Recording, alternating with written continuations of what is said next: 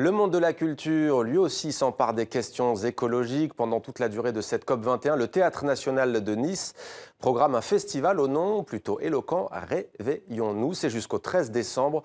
Bonsoir Irina Brouk. Bonsoir. Merci d'être avec nous et bienvenue sur TV5 Monde. Vous êtes metteur en scène, directrice du Théâtre national de Nice, dans le sud de la France. Qu'est-ce qui vous a amené à vous consacrer précisément à un festival sur la question environnementale ?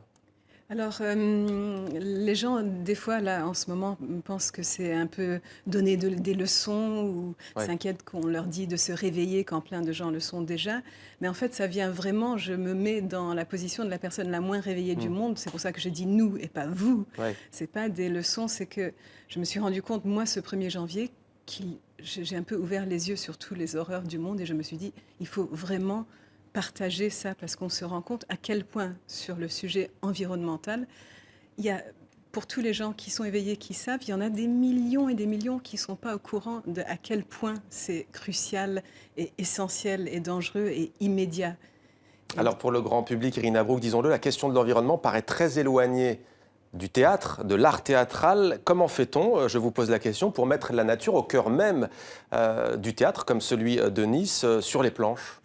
Mais ça semble loin et en même temps, c'est pas loin du tout parce que l'environnement, c'est l'homme et l'écologie, c'est l'étude, la science de la maison de l'homme. Je veux dire, le théâtre, c'est un microcosme de l'écologie. Nous étudions l'homme et l'humain au théâtre.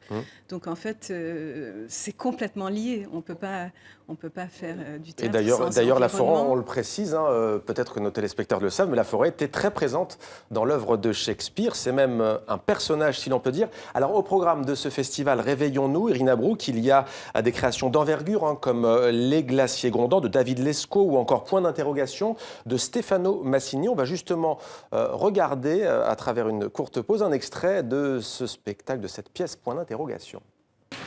Question numéro 7. Comment sera l'école ?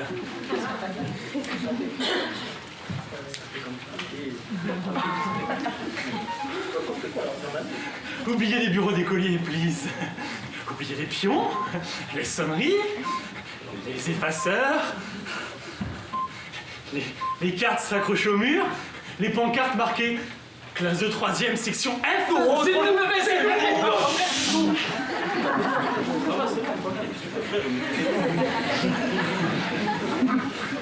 Oubliez la folie absurde, insensée, de devoir aller tous les matins dans un lieu réel.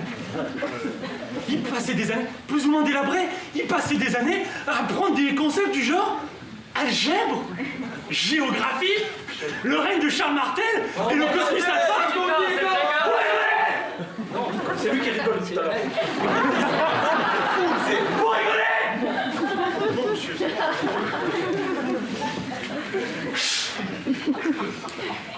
Ça s'appellera téléchargement de compétences informatives.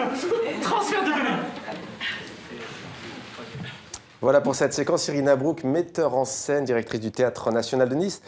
Quelques mots peut-être sur cette pièce ? Oui, c'est important. Ce que vous avez vu, c'est pas vraiment une pièce. C'était un travail d'élèves avec qui je travaille, des étudiants jeunes. Ils s'appellent les jeunes éclaireurs. Et donc, c'est des personnes avec qui on va faire des actions culturelles par le théâtre. Et donc, on avait travaillé, c'est un tout nouveau texte qui a été écrit pour moi par Stefano Massini, qui est un de nos grands auteurs italiens. Et c'est un texte extraordinaire, un peu science-fiction, sur que sera le monde si on laisse aller les choses comme elles vont, qui fait réfléchir et complètement délirer tout le monde. Et là, on a fait une lecture, mais c'est devenu un spectacle et le public était complètement. Et ce monde, comment le voyez-vous ? Que sera-t-il selon vous, Irina Brouk ? Je suis tirée entre un optimisme absolu parce que j'aime l'homme et j'aime la planète et un désespoir total parce que si on ne fait pas quelque chose vraiment dans cette COP, je ne vois pas comment on peut le faire vraiment, mais si ce n'est pas radical, le monde va vraiment aller de pire en pire. D'ailleurs, il y a cette phrase que je trouve magnifique et qui est en exergue sur le site de ce festival Réveillons-nous. Comment mobiliser ? Bien, à cette question, vous répondez, en tous les cas, vous citez sur le site internet cette phrase de l'écologiste australien John Seed. « Lorsque j'ai réussi à comprendre que ma relation à la Terre est celle de la feuille à l'arbre, il devient évident que les besoins de l'arbre doivent passer avant ceux de la feuille », des propos très, très forts. Mais c'est très difficile tout ce qui se passe maintenant parce qu'on va de la logique absolue, de l'amour de l'arbre et de la feuille. Nous tous, humains, on peut tous reconnaître notre passion pour la nature. C'est la seule chose vraiment sur laquelle on peut s'accrocher. C'est la beauté de la nature et son importance. Et de là, on va à ces décisions énormes qui vont changer toute l'existence de la planète et l'argent et des choses. C'est très désespérant. On se dit pourquoi est-ce qu'on ne peut pas juste regarder l'arbre et se rendre compte que nous sommes moins importants que l'arbre. Alors là, on a vu une création, donc point d'interrogation avec ces élèves.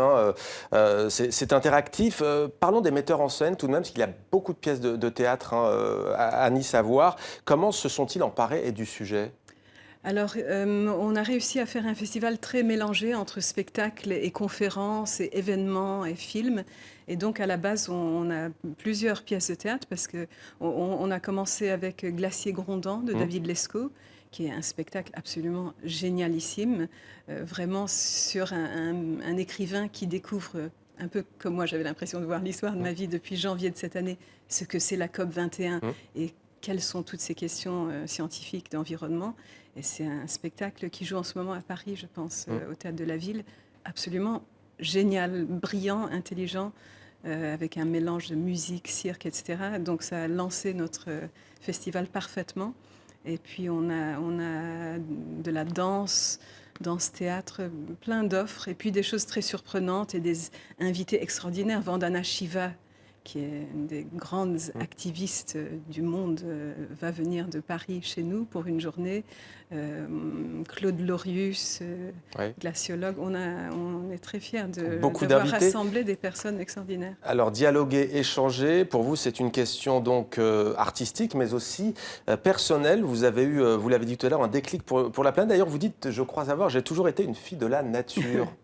Oui. Je ne peux pas l'expliquer, mais c'est vrai que depuis que je suis toute petite, la chose que j'aime le plus, c'est la nature. Tout ce qui est nature, je n'ai jamais pu vivre sans avoir du vert autour de moi. J'ai toujours vécu à la campagne. Et je ne peux pas imaginer comment on peut vivre sans la nature. La nature est tellement supérieure à l'homme que c'est juste extraordinaire qu'on puisse penser le contraire. C'est d'une folie. Vivre sans les lettres et le théâtre, vous ne pouvez pas non plus, Irina Brouk. Quels auteurs vous paraissent les plus proches aujourd'hui, les plus inspirés par ces questions liées à l'environnement et au respect des ressources naturelles ? Les grands classiques, Shakespeare et Tchekhov. Si on lit aujourd'hui les speeches de Tchekhov, Oncle Vania, etc., c'est des speeches incroyables où il parle du monde tel qu'il est aujourd'hui, de comment est-ce qu'on peut vivre sans les arbres, la nature. Shakespeare était un homme où tout l'homme était nature. Nature et homme, ce n'est qu'un. Donc, pour les grands sages du monde, c'est une évidence que nous sommes nature.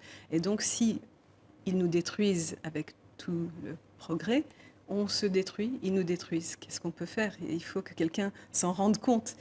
Merci beaucoup, Irina Brouk, d'être venue témoigner sur le plateau de 64 minutes sur TV5 Monde. Je rappelle donc que ce festival Réveillons-nous, ça se passe au Théâtre National de Nice, dont vous êtes la directrice. Merci beaucoup, Irina Brouk. C'est jusqu'au 12 ou même 13 décembre, on le précise.